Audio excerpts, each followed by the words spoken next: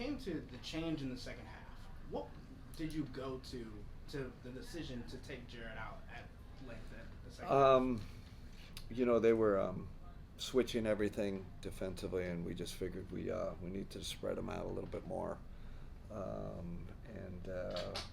And we love Jared; he's great, but felt like we need a little more shooting out there with their switching.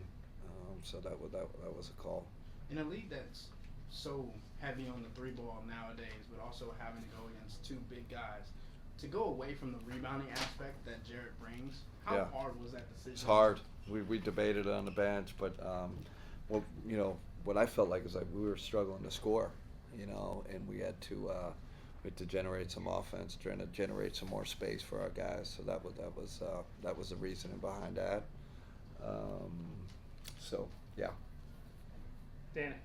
Since Sam came back from that ankle injury, he'd been shooting 28% from three, and has a night go 6 for 11 from deep. What can a night like this do Oh for man, him breaking it was out of that? just a matter of time.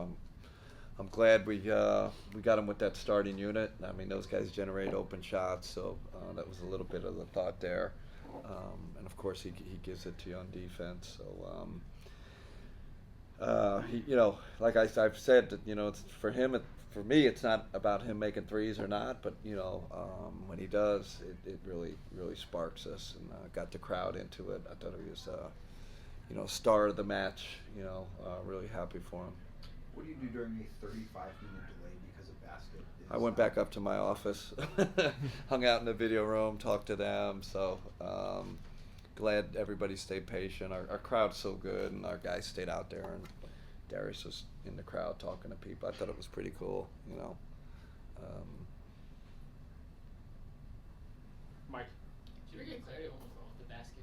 What's that? Did you ever get clarity on what was actually wrong with the basket? I think Tristan might have had something to do with it.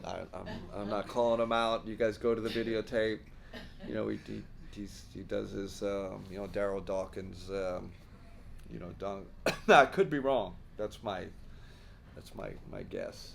And you, what with George down the stretch, we talked about a second ago. Yeah. He made some winning plays, just time on both ends of the court. You just Yeah. talk about his impact in the last 5-6 minutes. Yeah. Plus, elite free throw shooter too. I think that was part of the, and it was a cross between getting we had some. You still get size with George, and then you get the shooting, and then he makes winning plays. Like I said, I felt like we needed to spread him out a little more. We were struggling to score, and he gives you both. He gives you some size, and they can shoot the three and make free throws. Spence. Couple of stints for Jalen tonight, and Yeah. he was really playing fast in transition, running Yeah. the floor, and obviously battling inside for rebounds or just loose balls in general. You said it that he plays better with guys who are in the rotation. Yeah. Is that the same result you saw out there? Yeah, that's what I saw. He had a bad luck on that one foul call. He got 2 foul calls, right? The drive from Clarkson and the offensive rebounding foul. So, that derailed him a little in the second half. But I thought his first half was great. Exactly what we're looking for from him. And he's ambidextrous, obviously, but feels like Evan is really strong going to his left and Yeah. using his left.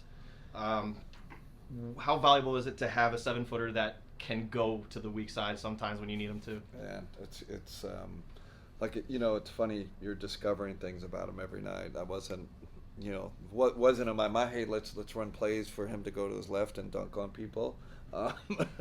Now it's like, man, he can go left really well. Again, he's scratching the surface that we've talked about all year. Daryl. What kind of games like this, as you're kind of rolling along through this season, where it gets tight there in the fourth quarter, Yeah. it's a 3-point game, but you're able to put some distance between them in those final 90 seconds. Just what can a game like that do for you, big picture wise? We need games like that. I was thinking to say that's going to be the playoffs, right? There's no, rarely are you blowing people out by 20. So to get the end of game, we had a lot of end of game situations. We obviously did Hackett Kessler there. That was you start reaching into your strategy bag, which we haven't had to do a lot, because of our margin of victory. So that was good practice first, and I thought we did a really good job executing at the end of the game. Utah ended up with a 12 rebounding advantage Man, tonight. How much of that was just the ball flying off the rim, and just how difficult is that when you're getting those long bounces off the I rim? can't wait to watch the film and see how many of those should we have we didn't box out or we missed, and how many of them are bad bounces, because sometimes you gotta be careful. I've done that before, like, oh, we're not rebounding, you're yelling at the guys, you look at the tape and it's like, man, there's probably only a few of them that we but I can't wait to go back and see the film, and that's also what they do, right? Like, that's their strength. We have our strengths, they have their strengths. Kessler's he's so long on there. He's got a great feel for offensive rebounding, but I will say that I'm sure there are a handful that we missed box outs or we didn't hit first and didn't go get it. So, but probably less than you think. Okay. Anything else in the room? Yeah. Just the joy that Darius is playing when you talked about before the game, how he comes into the game and you have a 35-minute break and you're entertaining fans, but to continue to entertain them at the highest level, what does that mean for him? I just love his spirit. I love how the joy he plays with, even in the tense moments. He's the epitome. Like, this is a game. I'm enjoying this. I'm competing at as hard as I can, but he laughs. He'll joke during the game. I love it. I think he loosens our group up. But you never get he never goes over the line where it's too much, because I've seen that he still stays his competitive self. So it adds to the spirit of the team. And for Evan to be in that role as the lone big on the court a lot of the time, but also competing for those tip rebounds that we talked about so much, to see him be able to grow in that aspect of his game, how does that help you guys going forward? Yeah, I mean, that's going to be, playoffs are going to come down to possession games, and I feel comfortable when he's alone there at 5. Obviously, with the two bigs, with JA too, you're more stable from a rebounding standpoint. But he's gotten so much stronger, right? Like, I saw a video of him like 2 years ago. I'm like, man, is that the same guy? Like, he's just so much stronger. So he can hold the fort by himself. Thanks. Chris, last one. Kenny, what was the thinking behind following Kessler down the stretch late?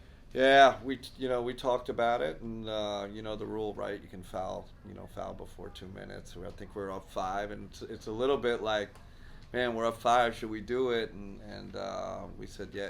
We kind of collectively said, let's do it, and it turned out. I think he missed 4 out of 5 or something like that. So turned out in our favor.